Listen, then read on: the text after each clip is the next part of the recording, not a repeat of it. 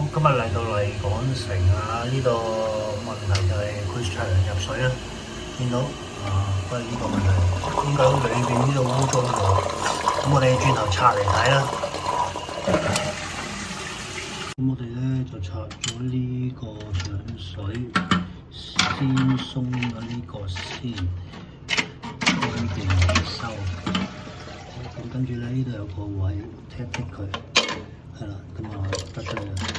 咁呢度有個壓位嘅喺呢度，係啦。咁我哋將佢褪出嚟，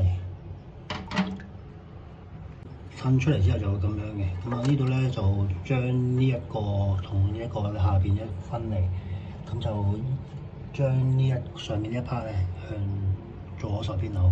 咁我哋扭完之後咧就咪拎咗㗎啦。咁啊望下呢度污糟啦，佢止唔到水。咁我哋清一清裏邊呢啲污糟物，咁啊正常冇問題啦。大家記得撳 subscribe 訂閱我哋 B 記 channel， 仲要撳埋個鐘仔，咁就唔會錯過我哋任何一條新片啦。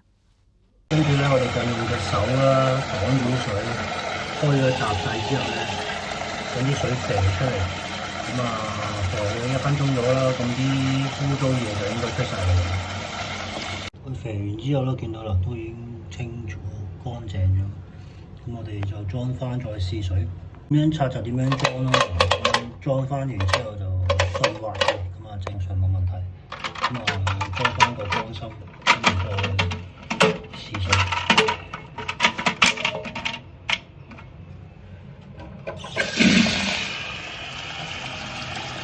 咁樣咧，我哋見到啦，已經停咗水啦。嗱，撳落去咧就上水，升翻入停水。